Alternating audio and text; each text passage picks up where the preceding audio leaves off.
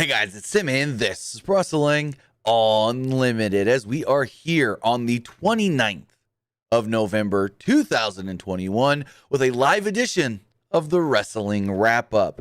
The Wrestling Wrap-Up is one video with a handful of news stories all right here for you, and you ain't gotta go anywhere to get a bunch of different news. As I've said in the past, I like doing the Wrestling Wrap-Up because I can talk about a number of different topics all at one time. And one of my goals has been to do like a morning news show here live on Twitch, Twitter, YouTube, all the different platforms that we have. But I've never really found a groove with it that I really liked. But here's what we're gonna do, and let's talk a little, what they say, inside baseball for you people that are here early in the live stream or watching later on YouTube. So the plan here is to go live every Monday and Friday at roughly 11 a.m. That is Pacific time, which would be 11, 12, 2 p.m. Eastern. Yeah, 2 p.m. Eastern on Mondays and Fridays. And I'll just talk about the news from the last couple of days. I know I don't do as much over the weekend news sometimes, so this is an opportunity to catch up on that weekend news. Then on Friday, we'll kind of recap the biggest stories from the entire week, and every so often, maybe throw a Wednesday show in here and there. But that is the goal with this new show, with new show. Wrestling Wrap-Up is not nothing new for the Pro Wrestling Unlimited YouTube channel. I've always done these sparingly here and there. I want to say, yeah, it's been sparingly, I guess you could say. But the plan is Mondays at about 11 a.m. Pacific time and Fridays at about 11 a.m. Pacific time. I'm going to go live. We're going to talk about news and all sorts of things. And it's a way for me, because I love the way PWU Unlimited and I run it. I love the way I do quick news hits where I go, all right, here's the news, boom, boom, boom. We're in and out, minute and a half, 2-3 minutes tops. But this is now going to give me an opportunity to maybe discuss some topics a little more, to talk about some things a little more, but doing it with a live aspect gives the live chat the opportunity to discuss it with me as well. So with that, we're going to test this out. We're going to test this out for the month of December. I know it's not December yet, but December starts this week. So I thought, hey, we'll give it a test run, a pilot for the month of December. And if the numbers are good, whether that is live or the numbers after live as well, if the numbers are good, then we'll keep doing this throughout the new year going into 2022 and beyond. So with that, I want to say once again, thank you for joining me here on November 29th, 2021 for the Wrestling Wrap-Up. We've got 7 stories on the dock for you today. We're going to be talking about some AEW contract news. We're going to be talking about a former WWE superstar who was recently released saying that they may never wrestle again. We're also going to talk about a recent tweet Ric Flair sent out, WWE having issues selling Raw tickets tonight, and so much more. But before we get into that, I want to say thank you for joining me here, twitch.tv/PWUnlimited, youtube.com/Pro Wrestling Unlimited, and twitter.com/PWUnlimited. Taking some notes here for the VOD people watching later. But remember, if you are watching on Twitch, you can help us out a couple of different ways. You can help us out by hitting that donate button down below or donating Twitch bits in the live chat. Also, remember, you can subscribe to the channel by hitting that subscribe button with either a tiered subscription or using your Amazon Prime and making it a Prime Gaming subscription service deal, Prime Gaming account, and then you get a free subscription to us right here. On the flip side, we also got YouTube, where you can put a super chat or a super sticker in the live chat, or you can subscribe over there as well. You can subscribe over there, hitting that button down below, because not only the plan, now this week I'm not going to do it, but the plan for the Wrestling Wrap-Up is to give you guys boom, boom, boom, boom, boom news, but then we will have an exclusive post show with the Wrestling Wrap-Up that will be available only, and this will never go out to anybody else, only YouTube channel members for the Unlimited Army and Patreon subscribers. That will start next week once I figure out exactly how I want to run the post show and whatnot and what exactly extra I want to do there. But if I want to sign up now, that's going to be at the $5 tier. We do exclusive news at the $1 tier, and then extra video content will be at the $5 tier on both our YouTube as a channel member and over there on Patreon, patreon.com/PWUnlimited. But with that, let's jump right into it. The main topic of the show today will be AEW contracts coming up. Some have already been re-signed, and some have not, that I have gotten possibly some exclusive news on. I don't know if others have reported it or not, but first off, we're going to talk about what Wade Keller recently reported, Wade Keller of the PW Torch. Keller stated that there are wrestlers in AEW who are looking at their current contract situation and trying to figure out what their next move may be, as Keller stated the following quote: "There are people I've talked to in AEW who look at their contract and wonder what their deal is going to be next time when their first signed deal comes up." He continues on by stating, and how much leverage they're going to have with WWE, New Japan, or heck, GCW, with their ticket sales that they've been doing over the last couple of days, or even just the indie scene with being able to book themselves and whatnot. It's going to be an interesting watch. And now we know a number of AEW contracts are coming up at the beginning of the year. We know a number of guys like MJF, for instance, did originally sign a 5-year deal with the company. I think, now here's the interesting thing. I was always under the impression Cody had signed a 5-year deal, but as we're going to talk about here in a second with what more Wade Keller said, it looks like Cody did not sign a 5-year deal like we originally expected or intended or thought. So, we do know Bucks. A little interesting news on them. So, last week's Wrestling Observer stated that the Young Bucks signed a new 5-year deal with All Elite Wrestling, locking them until 2026, but no.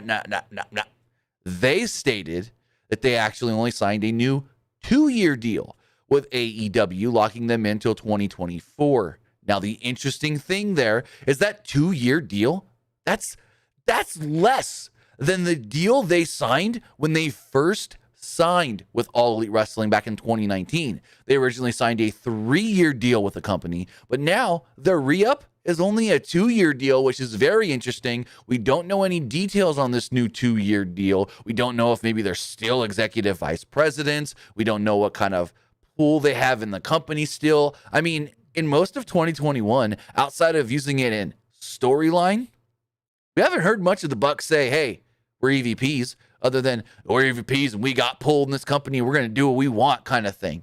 Other than that, we haven't heard much EVP talk from All Elite Wrestling, or for the young Bucks, that is. And the same goes for Kenny. We know Kenny has been agenting a bunch of the women's matches, so I guess that's still him being an EVP or whatever. We know Cody has a huge role within the company still. We saw it on Road to the Top and whatnot. So that's an interesting one. As far as others that have re-signed recently, Britt Baker signed a new contract. I think she said it was no, she didn't say. They just revealed she did sign a new deal, but they didn't say how long her new deal is for. Also, Scorpio Sky recently revealed that he had signed a new 5-year deal with All Elite Wrestling. But here's the thing. There's a couple of big wigs who I just mentioned a second ago, that have not, apparently, reportedly, I gotta put that in there, reportedly have not signed new deals yet with the company. And that is Kenny Omega, the former world champion, and Cody Rhodes. Wade Keller stated the following: I've heard the intent and the hope is that Cody and Kenny and Tony all come to deals. There's not signs that any of them want to leave or are disgruntled to the point that they shouldn't be able to come to an extension. But I don't know the situation. Maybe Cody and Kenny already signed extensions and kept it quiet. Actually, I'm pretty sure that hasn't happened now that I think about it from people I've talked to. I think Cody and Kenny might be next in terms of signing extensions. So it's interesting that they haven't re-signed Cody Rhodes, Kenny Omega. Now we know Kenny's contract actually started a month after most people, like the Bucks and Cody and them, because he couldn't have signed till February of 2019 when they all reportedly officially properly signed on like January 1, 2022 or whatever. Now we don't know. Let me rephrase that.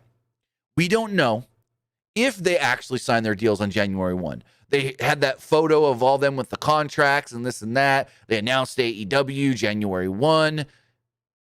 But word was that most contracts possibly went into effect. I want to say it's January, was the 7th? Or was that the 9th? Hold on.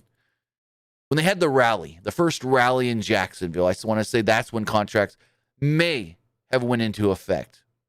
It would have been the 9th of January. So, a lot of people were at that press conference. SCU, Hangman, Jericho. And we had the picture of Jericho and Tony Khan with Jericho signing his contract that day. The Bucks were there. Cody was there. All the different people were there. And again, a lot of people signed 3-year deals with AEW. Some signed 5, like MJF's original deal was a 5-year deal. We thought Cody's was a 5-year deal, but according to this new news from Wade Keller, he is stating, no, Cody's under a 3-year deal like most others, and his is coming up. So it's interesting. And also, here's the kicker. I said I may have some exclusive news on this. I don't know if anybody else has stated anything about this, but at least before he won the belt, before Full Gear, the AEW World Champion Hangman Page had not re-signed with the company yet. Hangman, I was told maybe a week and a half before Full Gear, Hangman hadn't signed yet. Hangman had not re-signed with AEW, but they were still going to put the title on him anyways. Because, Tony had this plan, the first 4 champions, Jericho, Mox, Omega, Hangman, not deviating from that at all if he can, and he didn't. So he got his first 4 champions. And I don't know if since winning the title, Hangman has re-signed or not, but I was told again, about a week and a half before the Full Gear pay-per-view, hey, Hangman will win this belt. Like, that's the plan. Tony's got it locked.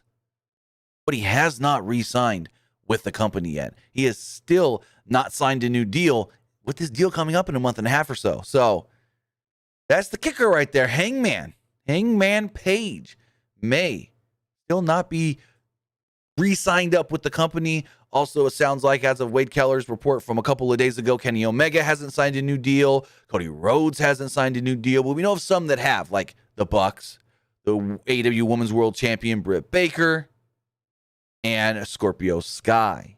So if we do hear anything else on contract news within AEW, because it's an interesting one. There's a lot of guys that signed with AEW at the start that were never going to get a look by WWE, but have made a name for themselves being in AEW.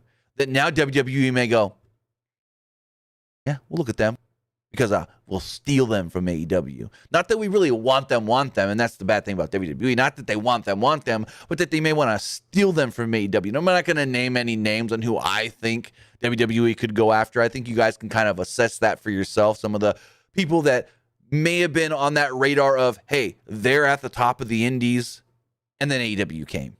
So we'll just see how it all does play out over the next month or two. And I think going into January is going to be very interesting for a number of guys within All Elite Wrestling. Now, keeping it with the talk of All Elite Wrestling, got that next pay-per-view, which is Revolution. The Revolution pay-per-view is usually, well, hold on. Let me get the dates exactly. AEW, I think it's always been in March, but it may have been like late February, early March. Let's see. Revolution 2020 was February 29th, and Revolution 2021 was March 7th. So it's always that last week of February, first week of March, we get the AEW Revolution pay-per-view. Well, according to Dave Meltzer, in the latest Wrestling Observer newsletter.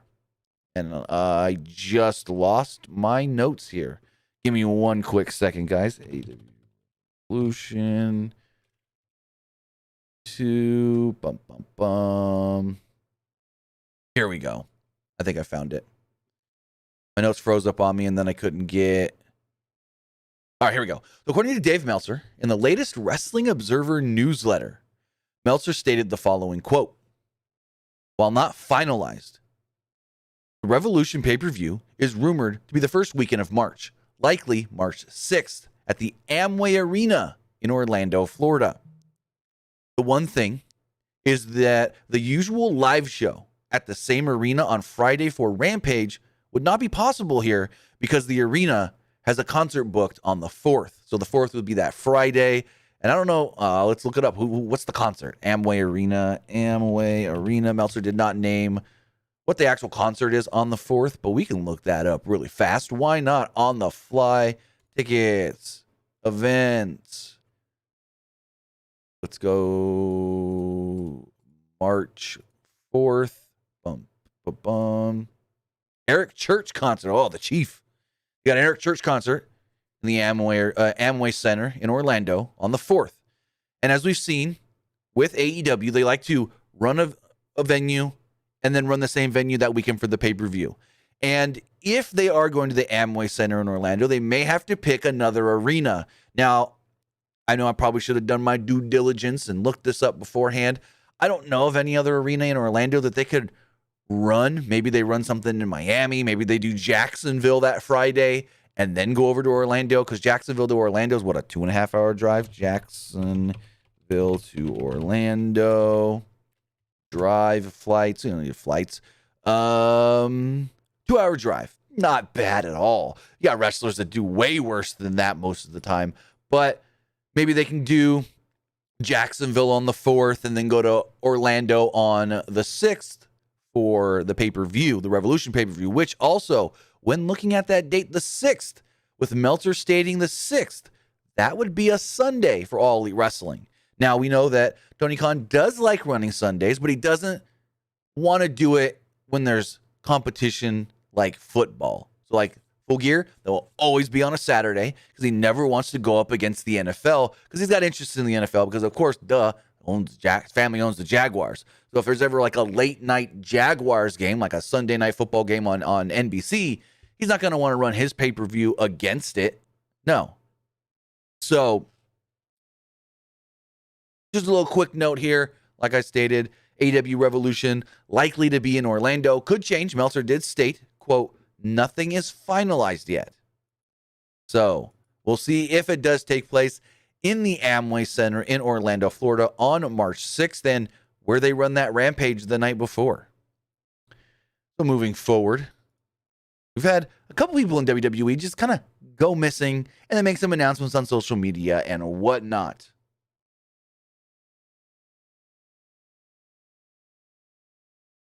So they've been doing the whole thing to lead to Survivor Series, the Bloodline versus the New Day. You know, Kofi got his knee injured by the Bloodline and whatnot. And so, hold on one second. Steve White says football is on CBS, not NBC.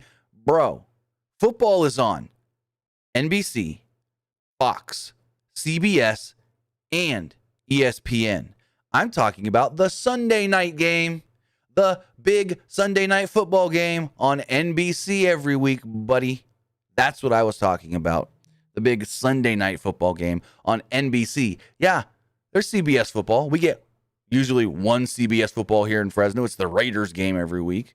But regardless, back to WWE talk. Just wanted to clarify. Steve White in the comments that, hey, a lot of different networks host NFL content and stuff. And I was talking about the big Sunday night game every week on NBC. But with that, Kofi Kingston got his, quote, knee injured and has been missing from television for a while. And now we actually know why. Actually, both Kofi and Mustafa Ali are technically on paternity leave. Both men just recently announced on social media that they've introduced their third child to the world. Yes, both Mustafa Ali and Kofi Kingston had their third child recently. And according to a new report from Fightful, they did write the following. A couple of WWE superstars were granted time off due to paternity leave. For those asking about Mustafa Ali's absence from TV the last couple of episodes, we're told this was planned. And this week, he announced the birth of his child. Fightful learned that Mustafa Ali had asked for a couple of weeks off long ago, quote, paternity leave, and had it approved by WWE. There were those asking if the absence was tied to the vignette that he posted several weeks ago that didn't end up happening. It doesn't appear that has anything to do with it, as WWE sources indicate he's asked for time off ahead of this. We're also told that originally Ali was slated to be at Survivor Series internally, but the company had enough names for the Battle Royal and extended his leave accordingly. The report goes on to state that Fightful has received several inquiries regarding Kofi Kingston's absence of late and from WWE programming as well. Kingston is also on paternity leave as approved by WWE. Xavier Woods and Big E have both been involved in a feud with Roman Reigns as of late, and yeah, there you go. So both men were granted paternity leave or personal time off because, well, their wives were about to go into labor, and this is great to see that WWE allowed this, especially with somebody up at the top with Kofi. Like, they really could have used Kofi a lot in that story build for Survivor Series with the Woods stuff and the Big E stuff and all that leading into Roman versus Big E. They could have used Kofi a lot. Like, Kofi could have been a very integral part in that, but they had the foresight to say, you know what? No, you know what? We'll build this mostly around Woods and then Big E coming in that last night to save, or not save, because Woods didn't need saving on that last night, to help Woods, I guess you could say, going into Survivor Series. So good on WWE for giving these guys paternity leave. I don't know if Seth Rollins ever got any. Yes, no, Seth did. Seth was out for a month or so, maybe two, because he went like a week before Becky gave birth, and he was out till Rumble and such. So yeah, Seth got it as well when Becky gave birth. So good on WWE for giving paternity leave. We know the AEW would do this as well. We saw them shift plans for Adam Page when his wife was going into labor. He said, hey, I want some time off. I know the pay-per-view's coming up. Tony said, don't worry about it. Go take your time. Next story we do have has to do with the Nature Boy, Ric Flair, and some of his antics on social media. I should have prepped this before, but let me pull up this tweet right here really fast. Because Ric Flair sent out just a what the hell kind of tweet. And I'm going to read it for you. I'm going to show it to you. Here we go. Let's pull it up on the screen right here. Ric Flair sent out this tweet that states, like I said, I'm going to die. And it's either going to be next to my hot wife or in the ring next to Sammy Guevara, preparing for one or the other. Woo. And then we got the picture of Ric's wife, Ric in a gym, which looks like Cena's gym, actually. I don't know when this picture was taken. And then him, Sammy Guevara, where Sammy actually responded to this. Wrestling God versus Spanish God. Now, ever since starting his new podcast and stuff with Mark Madden, Ric Flair's just been on a trip. Ric Flair's just been tweeting out shit recently, going wild, crazy, ham, just some of the stuff. Hold on. I'm going to pull up a few of these. I'm going to read some of these just weird Ric Flair tweets. I'm not going to pull them up on screen, but just some of these weird tweets.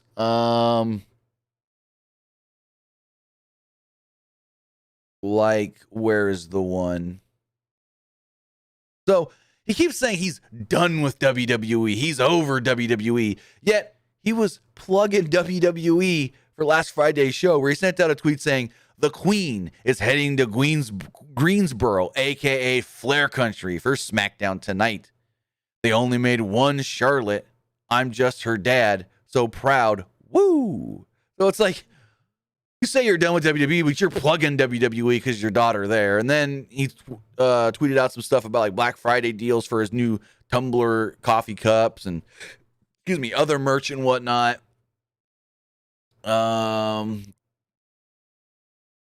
Then he tweeted a picture of Vince with the egg saying, you can't hide from being the greatest. you own it and you're the greatest part of it at Vince McMahon. Like, this is the guy that said that he wanted out of WWE. He wants nothing to do with WWE. He was blasting WWE recently. Now he's like, what?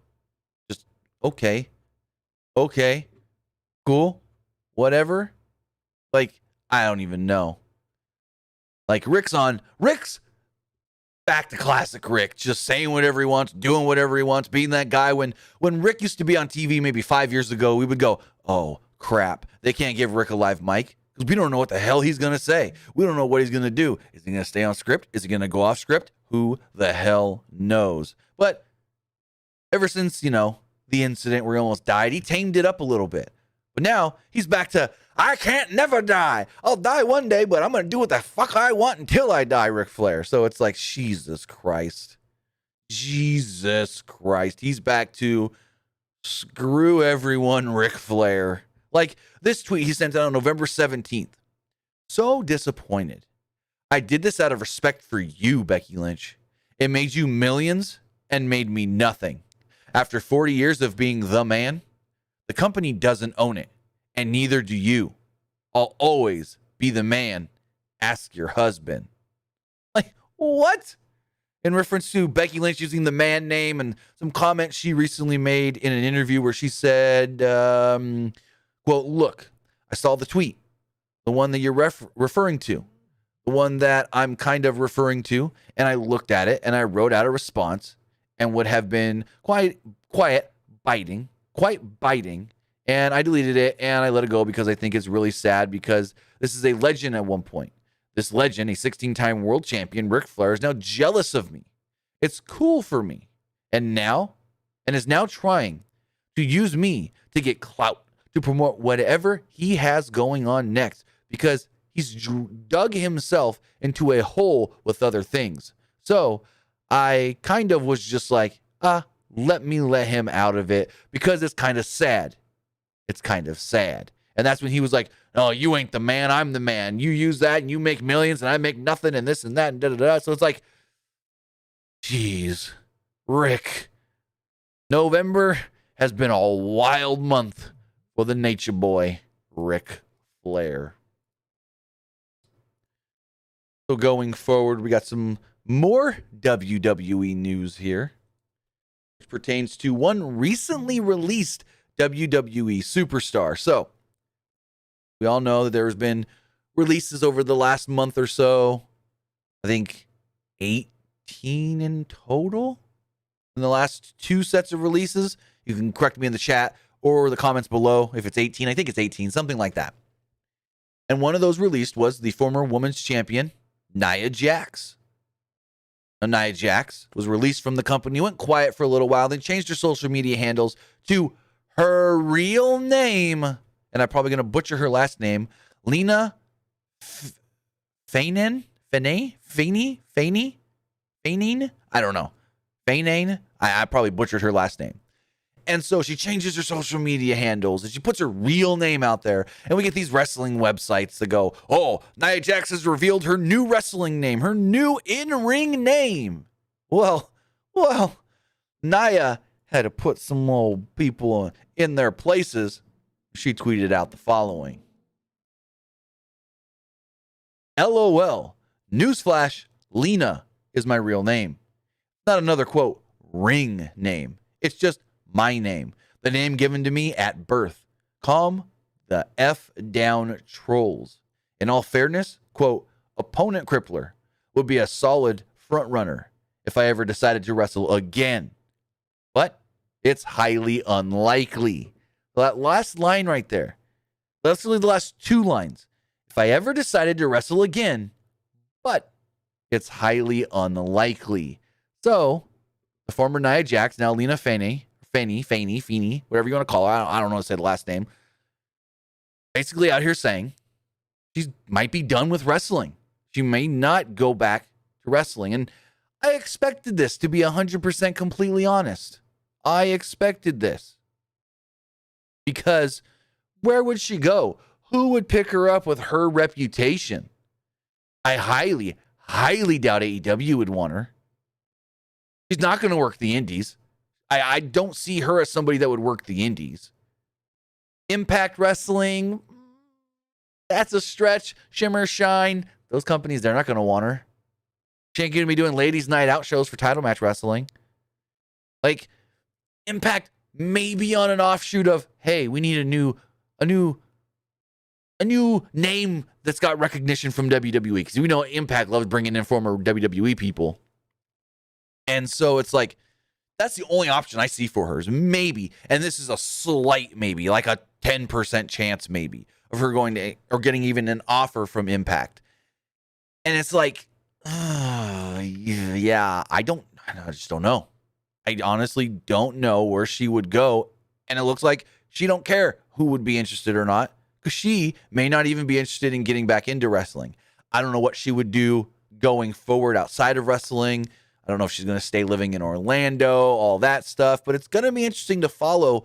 And honestly, I've always been interested in, when wrestlers are done wrestling, what do they do next? And following up with them and seeing what they do. Like, one that really surprised me was the former Rico Constantino. If I'm not mistaken, he ended up becoming a cop.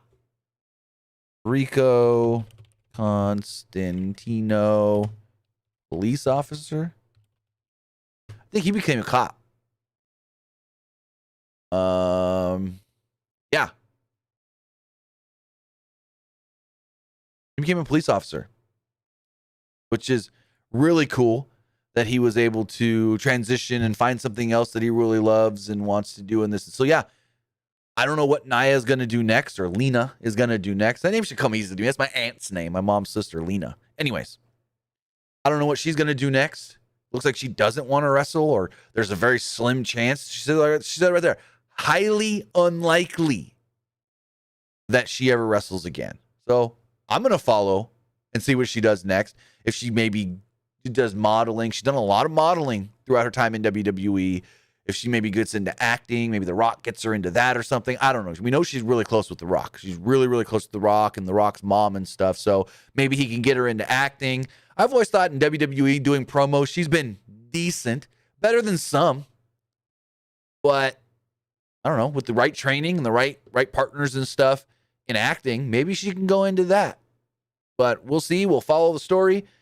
And if we do hear what Lena Fane, the former Nia Jax, does next, we'll look into it. So going forward, tonight is Monday Night Raw. And tonight's Monday Night Raw is actually taking place in a brand new building, the UBS Arena in Belmont Park on Long Island, New York. Now, there's some interesting things to look here because this is a brand new building. Building, I think, just opened like 2 weeks ago. UBS Arena. They opened November 20th, 9 days ago. This is the first wrestling event in the building, but it's not going to be the only wrestling event in 2021 in this building. So, tonight is Monday Night Raw from the UBS Arena. And then coming up on, I want to say, December 8th, a week from Wednesday, AEW will also be running the arena. But WWE has had some hard time selling tickets here, as they got a breakdown of everything going on with the tickets from WrestleTix. WrestleTix does state that as of yesterday afternoon. This is as of yesterday afternoon. Capacity and the setup for the building is 7,169 fans. Tickets distributed, 5,264.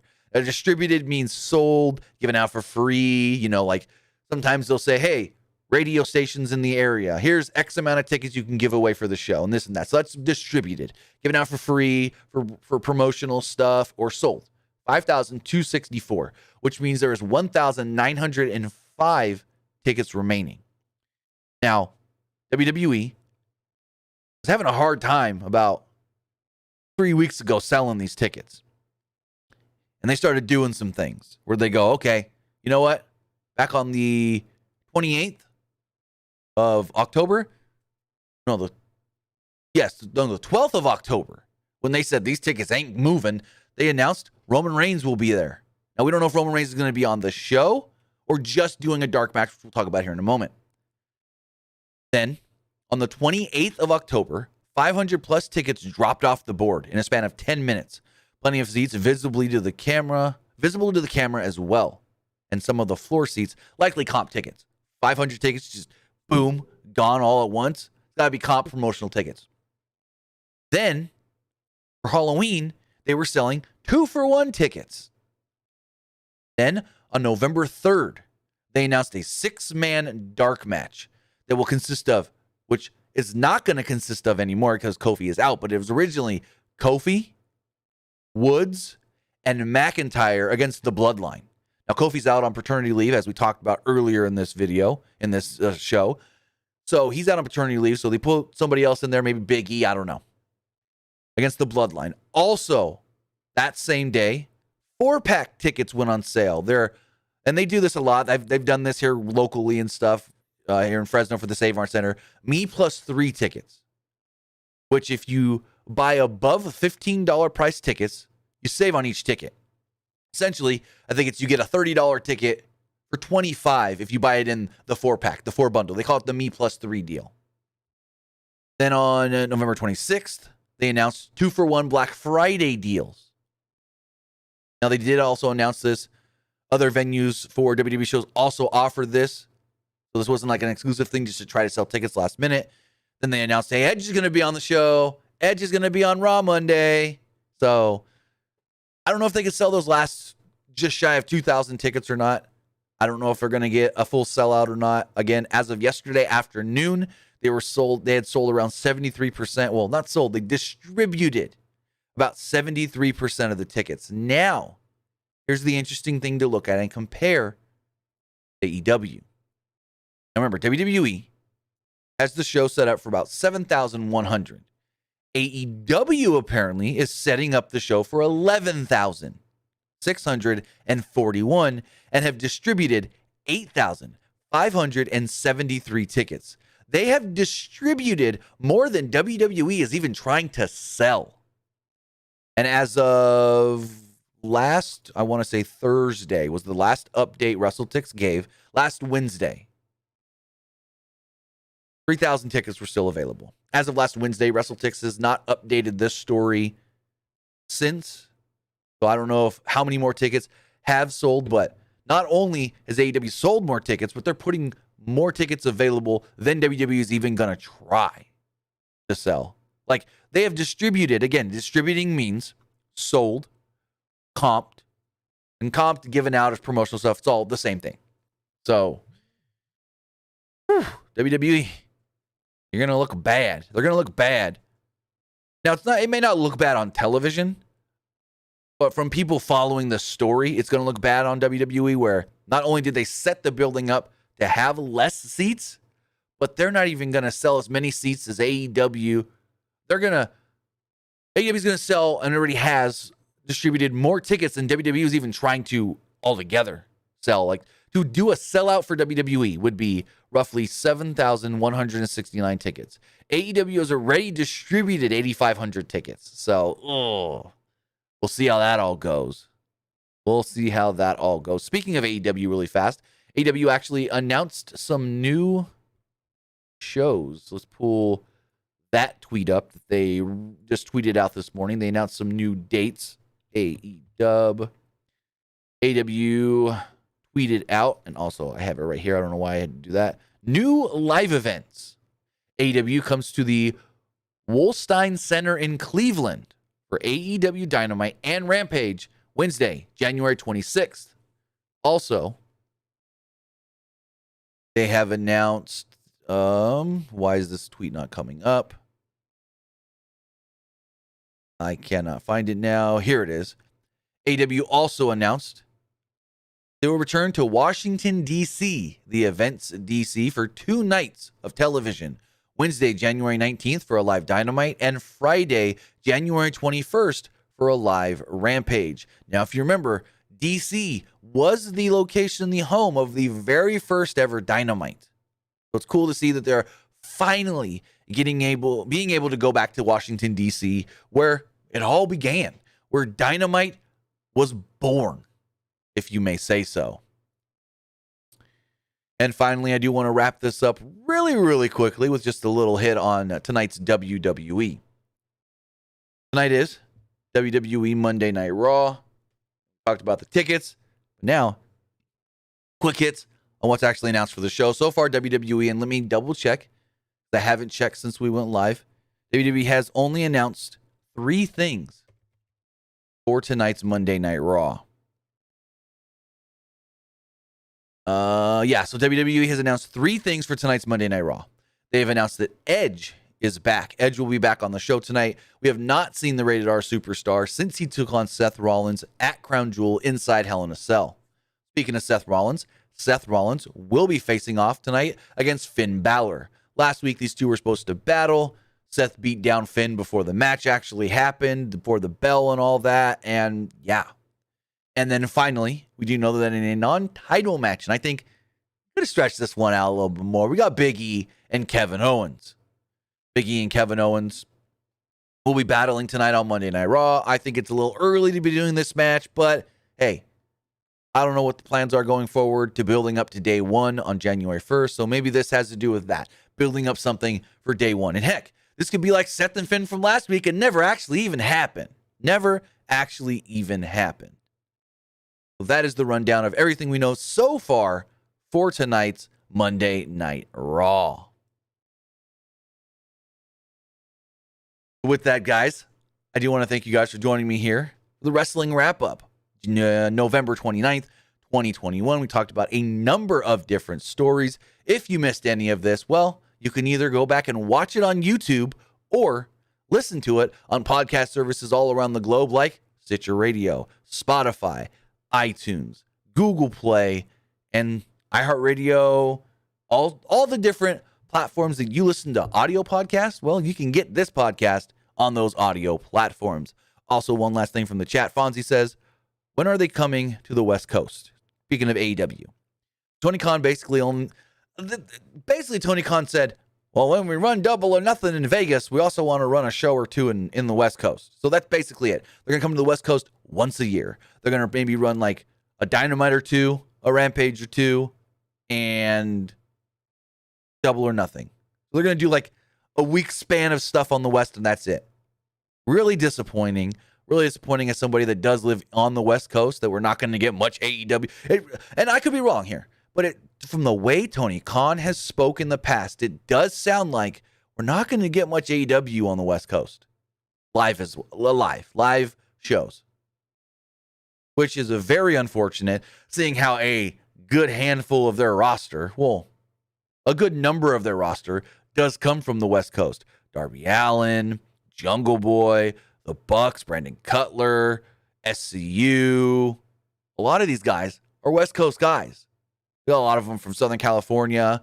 Then you've got, like I said, Darby's up there in Seattle and stuff. So it's like, I wish they'd come out here more. But hey, that's the plan. And they think that it's not, I don't know the word. I don't know if this would be true. This is just me spitballing. Maybe it's not as cost effective for them to travel all the way to the West Coast.